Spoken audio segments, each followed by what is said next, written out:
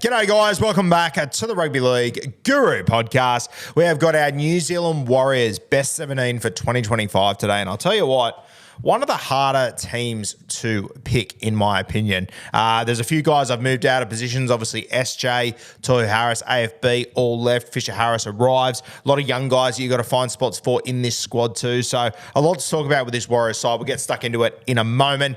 Guys, in the Roo Crew, this has been live for over a week. So if you are watching on YouTube or listening on the Guru podcast, the link is in the description. Come and join the Roo Crew. We're getting close to 1,000 people in there, a fantastic community. And honestly, there is too much content in there for you guys. All the best 17s, all of our rumours, all of our Supercoach stuff. There's been some very relevant Supercoach content that's dropped over the last 2 weeks that you guys will need for season 2025. So come join the community. We have a couple of meet and greets and whatnot, live shows throughout the year. It's going to be sensational. We've also got a Supercoach Roo Crew competition with a big cash prize. So stay tuned for those details. Come and join the Roo Crew. All right, the New Zealand Warriors at fullback. Here's my first selection bombshell, you could call it. And by the time you're listening to this, it wouldn't shock me if it actually comes out that he is playing fullback. I'm playing Roger Tuivasa-Sheck there. I think that when you look at this side and they've lost SJ, they're lacking a bit of experience in the spine now. I just think it's time to bring Roger in there. At centre, he did a great job. Wing, he's very, very handy. I'd be playing him at fullback. And that might seem unfair to Charles Nickel-Clockstad, but I do have him in another spot in the side. But I just think Roger, he is, along with Fish now, he's the heart and soul of this team. And I just think they need his involvements to be higher than what it was last year. When they had him playing at left centre and the team is so right side dominant, it just makes no sense to me. I'm having him at fullback. I want his voice to be heard all day in every session, in every game, coming from the centre, not from one edge. I want Roger Tuivasa-Sheck at fullback, and I'm really looking forward to seeing how he goes there. If they pick him there, I don't know if they will. I have heard that he is changing positions, but we'll wait and see what that looks like. It could just be wing. Heard rumours of 5'8". I'm not really buying that. I think fullback is where RTS needs to be in 2025. My wingers, Dallin Watene-Zelezniak. He's been fantastic over the last few seasons. He is an automatic on the wing there. The other wing spot's interesting. You've obviously got Marcelo Montoya. He's made his way to the Canterbury Bulldogs. There is a spot that's open there. I'm going to pick Leotawa there. Now, he's obviously played centre for the vast majority of his NRL career so far. I'm going to shift him one out to the left wing. I think that will be a good spot for him. You could also move other guys to the wing, but I just think he'll be a great guy. Coming over his own end, he's a big body, hard to handle. And honestly, if you put him on the edge with one of these centres that I'll talk about, it doesn't mean he has to stay out there the whole time. They could swap and change in attack and whatnot. So I just got to find a spot for this kid because I think he is supremely talented and I think he's got a big future. So Leotawa on one wing, Watene-Zelezniak on the other. In the centres, I'm going to play Chance in the centres. I think defensively he is very good there. Once again, throughout games, you could shift him and Roger and whatnot, mix it up a little bit. But I think Chance, I know he can play fullback and he's a very, accomplished fullback and a very good fullback. But I just think centre is a better fit for this side. You can't possibly leave him out of the team. I want Roger at fullback, so I'm going to pick Chance in one centre spot. The other centre obviously got injured last year, but I'm going to go with Rocco Berry. I still think he's got a big future ahead of him. And I just think out of Chance, Berry and Leotawa is probably the most suited to play on the wing. So Berry and Chance in the centres for me. The halves, $1 million question. Look, between Chanel Harris-Tavita, Tamare Martin, Tanner Boyd, and of course Metcalf, you could make 20 different combinations there that I think could work, that I also think couldn't work. I'm not too sure what the answer is here. One thing I do know, I look at Metcalf, I look at Chanel Harris-Tavita, and I look at Tamare Martin. I have concerns about the kicking game for the Warriors. And even with SJ last year, he wasn't at his absolute best with his kicking game. There was concerns there too. I think Tanner Boyd, I have to find a spot for him. Whether it's halfback, 5'8", I'm not too sure. And I just think for his kicking game, I would find a spot for him. So at the moment, I've got Tanner Boyd at 7. He's also a very good goal kicker, which I'd be happy to have him in the side for. Tanner Boyd at 7, and I've got Metcalf at 5'8". Now, I know a lot of people don't love Tanner Boyd, and they think he's that I overrate him and whatnot. And look, I'm not telling you he's an elite halfback, but I think he's the best halfback in this system. And I personally, I'm not totally convinced Tamare Martin is a halfback. I think it's pretty evident. I don't think he has a good enough kicking game to lead a side around. And I think that if you look at all the other, factors of the game and whatnot, maybe you can put Tomato Martin in front of Tanner Boyd. I think they're pretty even, to be honest with you. But I just think the kicking game is so important in the modern game. Wade Egan doesn't really kick. Metcalf, he has played halfback growing up. Maybe he's got more of a kicking game than what I know, but I'm only using the information that I have, and I think Tanner Boyd is the best kicker at the club. So I'd probably have him at halfback. He's 5'8". I'd have Metcalf. I know he's come out and said he's keen to play halfback, and once again, guys, I don't have too much to go off as far as him playing halfback, so I'm only going off what I've seen of him at 5'8", and I think he's a tremendous 6.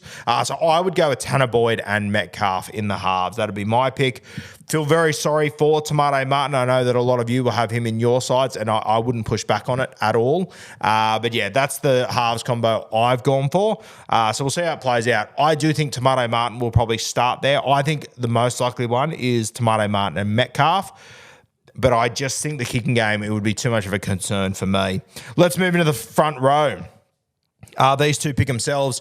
James Fisher-Harris, he arrives at the club, replaces AFB. He will line up there, and I don't think they've announced it yet at time of recording, but I'd make him my captain of this side as he walks in the door. I'd probably go for a combo of Fisher-Harris and Tuivasa-Sheck. Mitch Barnett is the other front rower, another guy who could captain this side as well. But as far as front row combinations go, Fisher-Harris and Barnett, it really doesn't get much better than that. So a very strong point there for the Warriors. Wade Egan lines up at jersey 9. Hopefully he can go through this season injury-free, HIA-free. If he does, I'd love to see the sort of season he would put together. Just needs his body to do him a couple of favours, Wade Egan. But despite all that, he is the best 9 at the club, and I think he's one of the better 9s in the competition. So Wade Egan, he will start there. On the edges, I've got the experienced campaigner in Kurt Capewell. I think if you've got a guy like Capewell in your system, you're going to pick him there. There's a lot of inexperience in this side, a lot of young guys. Having that experience of Kurt Capewell, I think it's worth having on the edge. The other edge, you all know that I love Jackson Ford. I've loved him for a very long time, even when he was playing reserve grade at the Dragons. I just, at the moment, there's just too many errors and penalties in his game to warrant me picking him on the edge. So I'm going to start with Nia Corday out there, who is a very, very talented player. Obviously came from Parramatta a couple of years ago.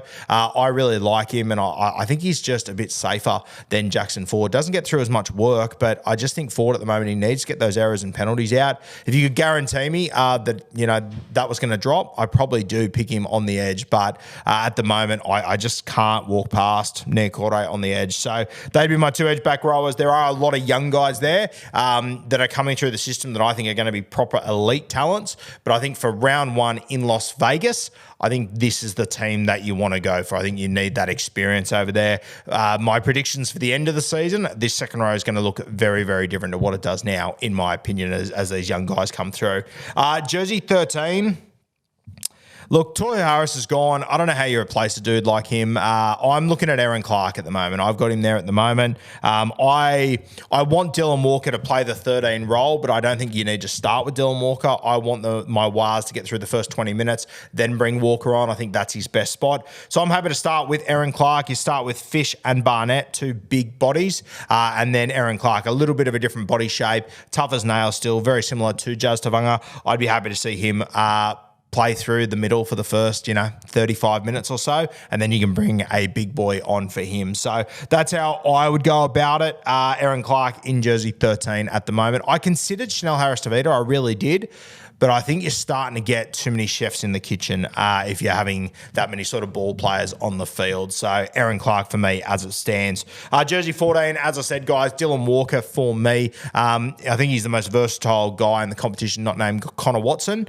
And honestly, I think there's an argument that Dylan Walker could be more versatile. If I had to pick a guy to play in the centres, he was the best centre in the comp 10 years ago. He's won a comp there. So maybe it is Dylan Walker. I think if I had to play someone in the front row, I'd rather Walker over Connor Watson. So big argument that Dylan Walker is the most versatile guy in the league. He is the perfect 14, and I love to have him there. The old sort of thought process rugby league, your bench players are for your players that aren't as good. It's completely out the window. It's absolute bullshit. Dylan Walker is an elite player in this competition. competition because of what he offers. It's so unique, and 14 is perfect for him.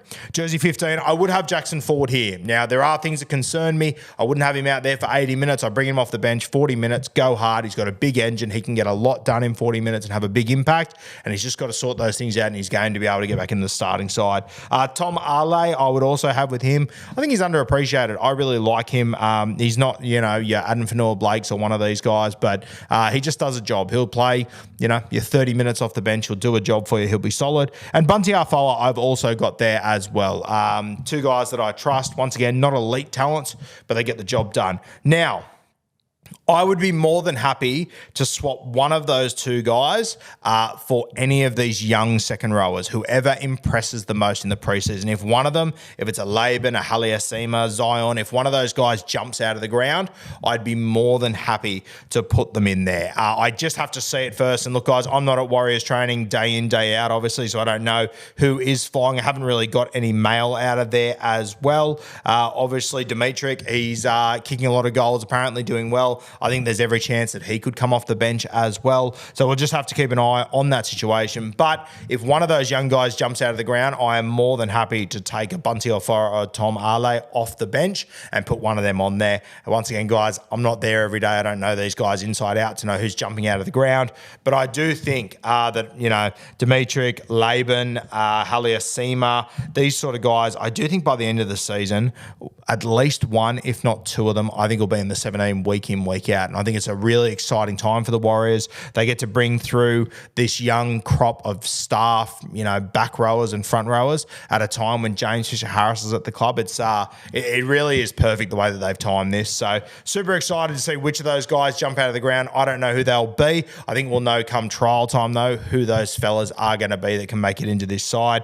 So when I have a look at my Warriors team list, guys that didn't make the side at the moment, you got Dimitrik, Laban, Haliasima, you got Zion, who hasn't made the side. You got Ed Cossey not on the side at the moment. I don't have Tamare Martin. I don't have Chanel Harris-Tavita. I don't have Tane Torpicki as well. So, mate, the depth is actually off its head in this side. They've got a lot of talented players who aren't in this side, a lot of young talents who I think can really explode over the next 24 months. So very exciting. And the other one as well that I actually tinkered with, but I just think with Dylan Walker, you probably don't need to do it. But Sam Healy, he's a young hooker who's come over from the Sharkies, who I'm really excited about. You've obviously got Lussick as well, who I believe is at the club still. So they've got plenty of options there of what they want to do. But that's the side I would sort of run with. I know the Wade Egan head knocks, they are a bit of a concern.